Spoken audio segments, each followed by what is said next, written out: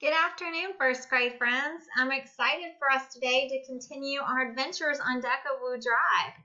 Today, we're going to be reading the story of Baby Lincoln. Now, you may remember from our other Mercy Watson books that Baby Lincoln and her sister Eugenia Lincoln are neighbors with Mercy Watson and the Watsons. So today, we're going to start. Where are you going, Baby Lincoln? If you're following along, we're going to start right here at the beginning and find out where Baby Lincoln is going on this journey. Chapter 1. Baby Lincoln was dreaming. In the dream, she was sitting on a train.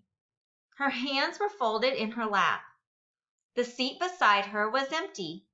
Baby turned her head and looked out the window and saw that the dark sky was filled with stars. Hundreds of them. Thousands of them.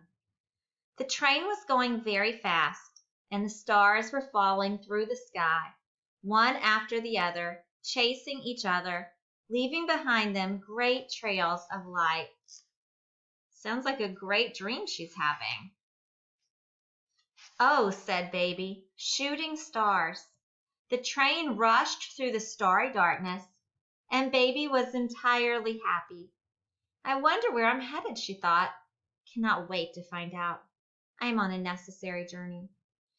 Baby! Someone shouted. You must wake up immediately. Baby woke up. Her sister Eugenia was standing over her. Eugenia had her hands on her hips. It is late, Baby. It's time to get on with our day, said Eugenia. Goals must be set. Lists must be made. Tasks must be accomplished. Yes, sister, said Baby. I don't know about you, but I feel like Baby Lincoln is really disappointed that her dream has been interrupted. She's been woken up by her sister Eugenia. Let's continue on. At the breakfast table, Eugenia had Baby write down the day's goals. Eugenia was very fond of goals. Goal number 1, said Eugenia. She cleared her throat. The mouse problem must be dealt with. We are on the verge of an infestation. You, Baby, will go to Clyde's bait, feed, tackle, and animal necessities and purchase mouse traps. But mouse traps kill mice, said Baby. Exactly, said Eugenia. Oh, sister, said Baby. Do not oh, sister me. You are too soft for this world, Baby. You must be firm and resolute, particularly with mice. You must brook them no quarter. Baby suddenly felt very tired. She put her hands in her lap. She closed her eyes and saw the shooting stars from her dream. She remembered the words that had accompanied the stars. Necessary journey, whispered Baby. Write it down, said Eugenia. Write down mouse traps. Baby sighed. She opened her eyes and picked up her pencil and wrote down the word mouse. I wonder why she didn't write mouse traps when Eugenia asked her to.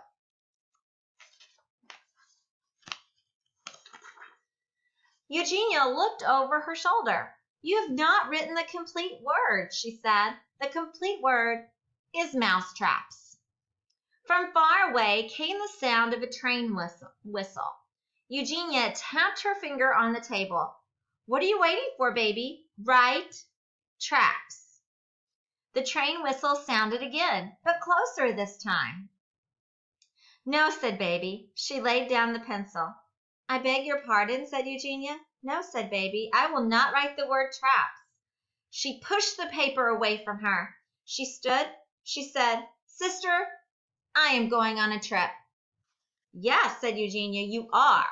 You are going to Clyde's bait, feed, tackle, and animal necessities.